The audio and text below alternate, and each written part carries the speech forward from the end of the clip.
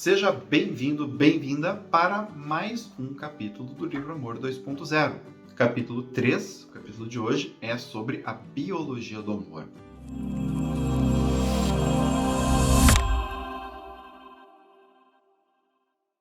Neste capítulo, a autora vai nos falar de algumas pesquisas e de como o cérebro humano reage quando está sentindo amor, ok? Muito bem, então vamos lá, gente. Em primeiro lugar, é importante lembrar que o nosso cérebro, ele é um cérebro de ação, de movimento. Então, quando estamos falando de amor, nós estamos também falando de movimento. O que eu faço, o que eu não faço, ao que eu estou reagindo, ao que eu não estou reagindo. É muito importante entender isso porque o amor, ele é uma reação e ele exige um movimento, um comportamento. Né?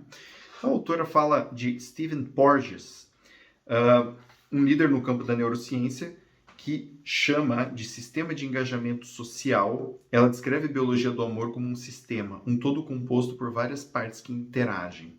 Tá? Como em toda cena de uma peça, o drama do amor tem seu próprio elenco de personagens.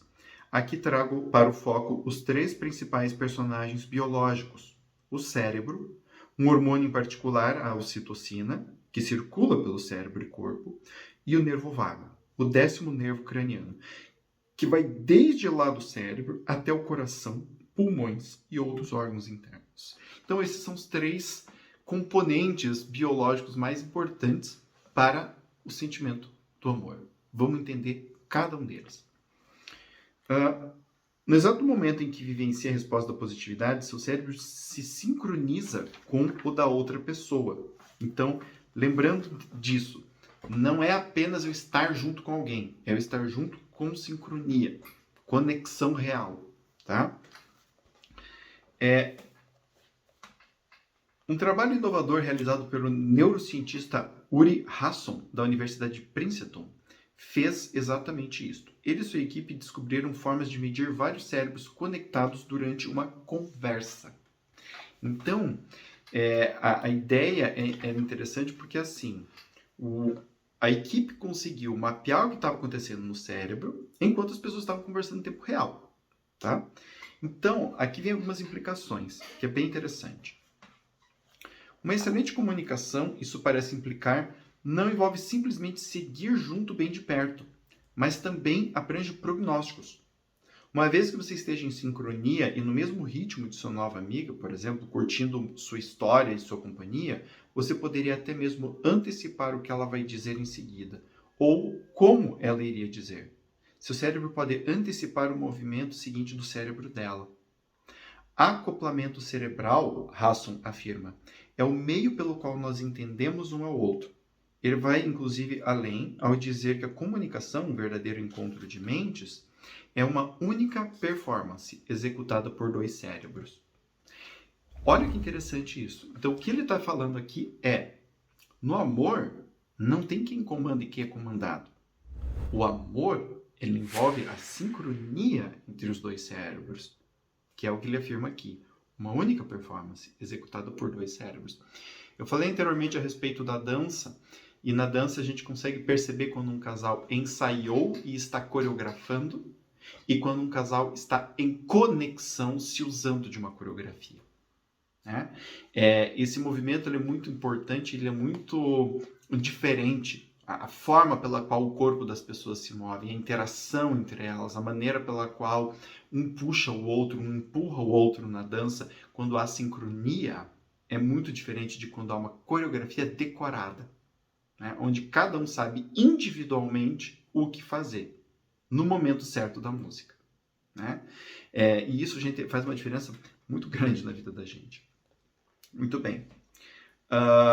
O que eu acho mais fascinante sobre essas descobertas é que a área cerebral que mostrou o acoplamento na pesquisa falante-ouvinte de Hasson foi a ínsula, uma área associada com estados emocionais conscientes. As evidências de sincronia nas ínsulas de duas pessoas sugerem que, na boa comunicação, dois indivíduos podem vir a sentir a mesma emoção compartilhada também, uma que seja distribuída entre os dois cérebros. Em outro trabalho, Hasson e colegas tinham mostrado que os cérebros de duas pessoas podem entrar em sincronia particular durante momentos emocionais. Acoplamento neuronal, portanto, realmente entender outra pessoa, se torna muito mais provável quando se compartilha a mesma emoção. Emoções compartilhadas, sincronia cerebral e compreensão mútua surgem juntos. E compreensão mútua está a poucos passos de ser atenção mútua, tá? Por isso que a autora fala, né, disso. Essa questão de nós podemos nos emparelhar, literalmente, assim como hoje em dia o Spotify e o teu celular, eles carregam o mesmo sistema, né? E o que está acontecendo, se eu estou ouvindo o Spotify no meu computador, por exemplo, e depois eu quero parar de ouvir no computador e começar a ouvir no meu celular, a hora que eu mudo, o meu celular começa a tocar música do mesmo ponto. Porque tem uma sincronia entre eles. Tá, tudo bem, gente. Eu sei que o Spotify não funciona tão bem assim, né? Mas o cérebro humano é um pouquinho diferente, funciona melhor. Mas enfim, né? Brincando aqui um pouco. A gente tem essa ideia desta sincronia, tá? E é exatamente isso que ela está falando aqui. Emoções compartilhadas, sincronia cerebral e compreensão mútua surgem juntos. Então, essa conexão, quando um elemento começa a aparecer, é porque os outros também já estão de alguma maneira presentes, como se fossem pré-condições uns dos outros. E quando isso acontece, a gente ir para a atenção mútua fica muito mais rápido e muito mais fácil. Ainda não é atenção mútua, mas já é um passo. Por que eu estou falando isso? Porque a atenção mútua, ou seja, a vontade voluntária de estarmos organizando a manutenção desse momento gostoso que estamos vivendo juntos, é também um dos elementos fundamentais do amor. E aqui está a base dele, na conexão. Porque daí nossos cérebros estão vibrando na mesma frequência. Os nossos cérebros estão um antecipando o movimento do outro. Eles estão agindo em uníssono. Tá? E eu acho tão legal isso, porque vem da biologia algo que todo mundo que já amou sabe. A gente falava disso em termos de poesia, né? Sermos um só. E aqui a gente está vendo que a biologia faz exatamente isto, né? Isso que eu acho muito bacana, muito gostoso. Tá? Quando as emoções positivas percorrem uma pessoa, a atenção se expande do habitual foco no eu para o nós. E a gente sente isso também. Quando a gente está sentindo uma emoção positiva, a gente fica mais aberto ao contato com os outros. Né? Muito bem.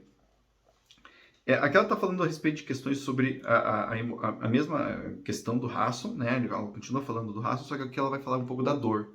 Então, de modo geral, a dor de um ente querido é a sua dor. Né? Pelo contrário, quando se imagina os mesmos eventos dolorosos acontecendo com completos estranhos, um padrão completamente diferente de ativação aparece. Um que mostra pouca ativação da ínsula e acende mais áreas ligadas com distinção e diferenciação de você com os outros, que atuam inibindo ou regulando emoções, como que para evitar que a dor deles se torne a sua dor. No nível de atividade cerebral durante a dor imaginária, não é possível distinguir as pessoas amadas de você. Então, aqui é algo que muitas pessoas, quando estão amando, e às vezes a gente está falando até de pais e filhos, sentem. Que quando percebem a dor no outro, eles também sentem essa dor. Mas esse outro não é qualquer outro. Esse outro é aquela pessoa que eu amo, aquela pessoa por quem eu me importo muito. E quando eu percebo esta pessoa sentindo dor, eu também sinto esta dor. Ou seja, eu também tenho essa ativação. Por isso que muitas vezes, quando a gente está namorando ou casado com alguém e a gente ama muito essa pessoa e a gente tem muita intimidade com ela e a pessoa fica triste, a gente também fica. Né? Eu também acho isso bacana e bonito. Por quê?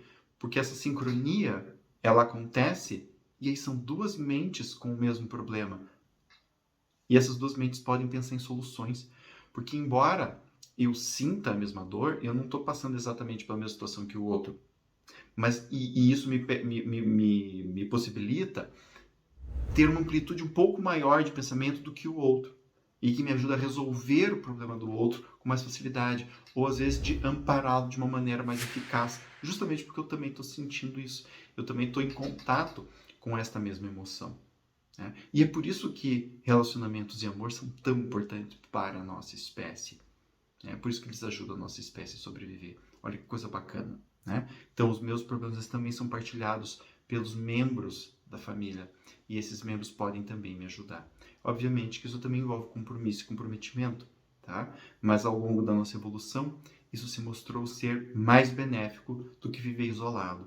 E como os dados, e eu trouxe isso no vídeo anterior, nos mostram que essa nossa individualidade, né, esse nosso individualismo, para ter um termo mais adequado, qual é a consequência disto? Né? E elas não estão sendo exatamente benéficas para a nossa saúde mental e também para a nossa saúde física, visto que, né, a autora traz o dado que desde 2013, aí, desde o começo de ano 2000, a expectativa de vida de crianças tem sido menor pela primeira vez em séculos. Então, para a gente refletir um pouco também, não só sobre o nosso amor, mas sobre como isso é importante para a nossa espécie como um todo. Certo? Ficamos hoje com isso. Até o próximo vídeo. Tchau, tchau.